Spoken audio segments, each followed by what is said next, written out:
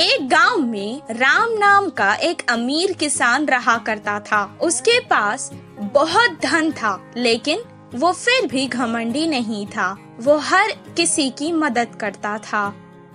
उसके 2 बेटे थे। एक का नाम शिवा था और दूसरे का नाम गोपी। वो दोनों कुछ काम नहीं करते थे। बैठकर खाने से पहाड़ों का खजाना भी खत्म हो जाता है। इसी तरह वो भी धीरे धीरे गरीब होता जा रहा था। दिन ब दिन वो बूढ़ा और कमजोर होता जा रहा था। उसे उन दोनों आलसी बेटों की बहुत फिक्र रहती थी और हमेशा उसी फिक्र में चिंतित रहता था। एक दिन वो उन दोनों को एक अच्छा सबक सिखाना चाहता था। जब हम अमीर थे तब इस गांव में चोरों का बहुत ज्यादा डर था। इसलिए मैंने कुछ सोने के सिक्के अपने खेत में एक घड़े में छुपाकर रख दिए थे। बहुत वक्त हो गया है ना, इसलिए मुझे याद नहीं आ रहा है कि वो कहाँ रखे हैं। तुम दोनों सारा खेत खोद दो और उस घड़े को बाहर निकालो। अब हमें उस सिक्कों की बहुत ज्यादा जरूरत है। बहुत खुशी से शिवा और गोपी खेत गए और सारा खेत खोदने लगे। कुछ देर बाद गोपी ने कहा, अभी तक हमने बहुत खोद दिया है, फिर भी हमें वो सोने के सिक्कों से भरा हुआ घड़ा नहीं मिला। शिवा ने जवाब दिया, जिधर खोदना बाकी है उधर ही होगा शायद। बिना ज्यादा समय गवाए जल्दी करते हैं। बहुत मुश्किल से उन्होंने सारा खेत खोद डाला, लेकिन उन्हें वो घड़ा नहीं मिला। वो वापस घर आकर अपने पिता को सब कुछ सुनाने लगे। मुझे लगता है कि घड़ा शायद चोरी हो गया है।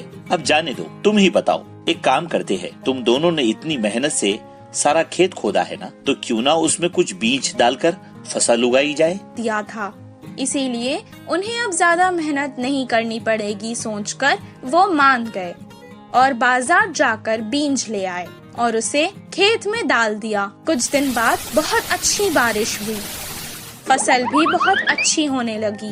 तब राम खेत आया और फसल देखकर उसे बहुत संतुष्टि मिली। उस साल खेती बहुत अच्छी हुई। उन्होंने सारी फसल काट दी और बारिशों में और बोरियों में डालकर घर ले आए। तब राम ने कहा, अपने लिए कुछ अनाज की बोरियां रख लो और बाकी के बाजार में बेच आओ। जैसा उनके पिता ने कहा, शिवा और गोपी ने बिल्कुल वैसा ही किया। सारी फसल बेचकर उसके पैसे अपने पिता को लाकर दे दिए। अपने बच्चों की पहली कमाई को देखकर वो बहुत खुश हुआ और कहने लगा, बच्चों, यही है वो सोने के सिक्कों से भरा घड़ा जो तुम दोनों मिलकर हर साल इस खेत से कमा सकते हो। तुम दोनों सुखी जीवन बिता सकते हो और हर किसी की मदद कर सकते हो। पिता की ये बात सुनकर बेटों को भी बहुत खुशी हुई। वो दोनों आलस छोड़कर अब हर साल इसी तरह फसल उगाकर धनवान होने लगे। जैसे वो पहले अमीर थे, अब वैसे ही अमीर हो गए थे और अपने पिता को गौरवशाली बना डाला था। इस कहानी से हमें ये शिक्षा मिलती है कि मेहनत करेंगे तो ही फल मिलेगा। बूढ़ी गाय। धर्मपुर नामक एक गांव में नागेश नाम का एक किसान था। उसके पास एक बूढ़ी गाय थी। जब वो गाय जवान थी तब वो बहुत सारा दूध दिया करती थी।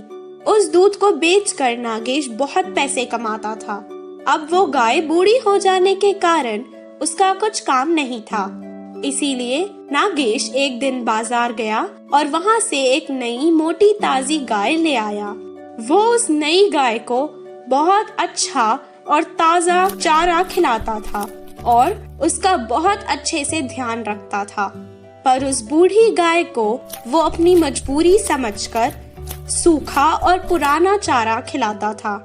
एक दिन खूंटे से बंधी बूढ़ी गाय को खोलकर वो उससे कहने लगा, तुम अब बूढ़ी हो चुकी हो, तुमसे मुझे कुछ फायदा नहीं होता है। तुम्हें चारा खिलाना भी अब बेकार है। मैं तुम्हें अब जाने दे रहा हूँ। गाय रोते रोते वहाँ से चली गई। रास्ते में उसे गोपाल नाम का एक लड़का मिला। वो कहने लगा, क्या हुआ, तुम क्यों रो रही हो? रोती हुई गाय अपना सारा हाल गोपाल को सुनाने लगी।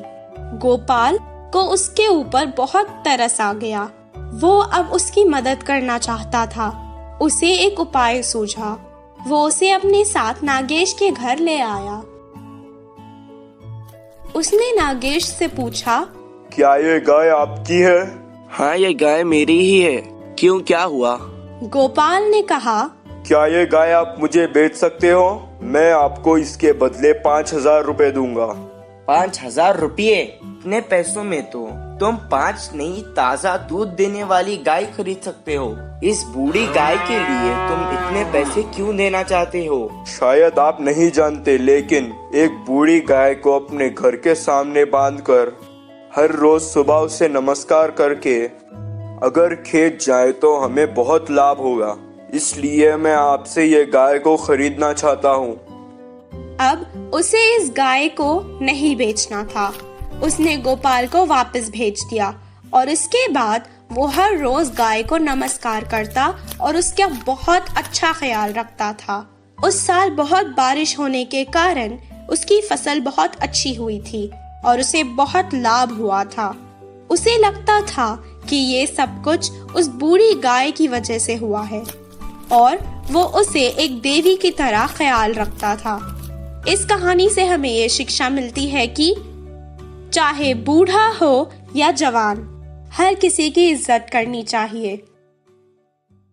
भूत की अच्छाई। एक जंगल के पास वाले गांव में शांता माँ और शिव नामक माँ बेटे रहते थे। आजू बाजू वाले उन पर शब्दों का जादू करके जरूरत के सामान ले जाते थे। बहुत खमा के माँ को खुश रखने वाला शिव को ऐसे काम गुस्सा दिलाते थे।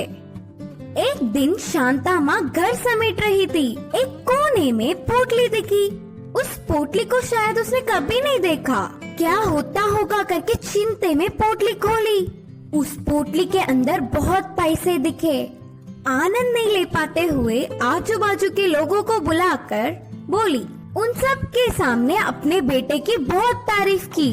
वह बातें छुपे हुए चोरों ने सुन लिया। फिर हड़बड़ी में उसके पास आए। तुम्हारा बेटा पेड़ से गिर गया, बहुत घायल हुआ, इलाज के लिए पैसे लाने को कहा। बोलकर उलझन में डाल दिया। उनकी बातों को सच मानकर शांता माँ ने पैसों की पोटली दे दी। वह लेकर वे भाग गए। बेचारे बेटे को ऐसे हुआ जानकर वो रोते हुए चौखट के पास रह गई। कुछ घड़ी बीतने के बाद शिव घर पहुँचते ही, इतनी जल्द गांव भर गए क्या रे? शांता माँ ने चौंकते हुए पूछा। माँ के ऐसे पूछने पर शिव समझ गया कि कुछ तो हुआ है और पूरी बात बताने को कहा। माँ की बात सुनने के बाद उसके आंसू भी कम थे। मेरी मेहनत की कमाई पूरी मिट्टी में मिला दी और थोड़ा जमा करके शहर में व्यापार करना चाहता था, मुझे वह नसीब ही नहीं। बोलकर बिना कुछ खाए गुस्से में घर से निकल गया। असहनीय दुख में अब जीवन पर शिव निराश होकर सीधे सीधे जंगल के भूतों के कुएं के पास गया।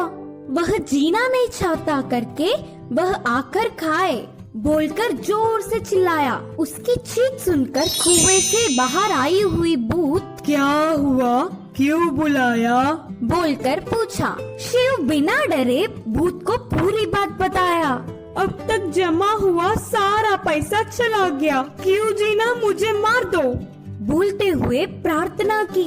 भूत समझ गया था कि यह काम शब्दों का जादू चलाकर धोखा देने वाले उन चोरों का ही है। देखो, तुम कोई मासूम लगते हो।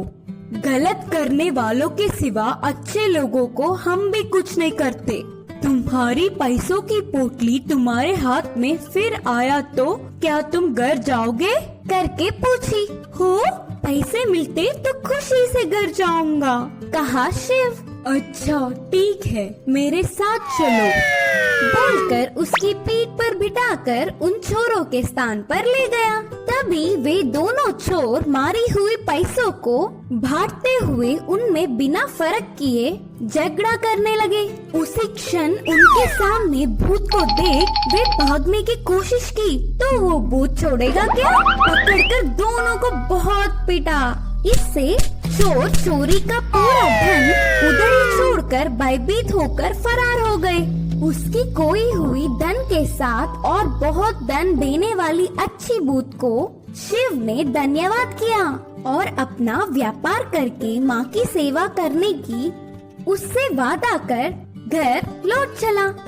इस कहानी की नीति है कि शिव जैसे अच्छों के साथ हमेशा अच्छा ही होता है।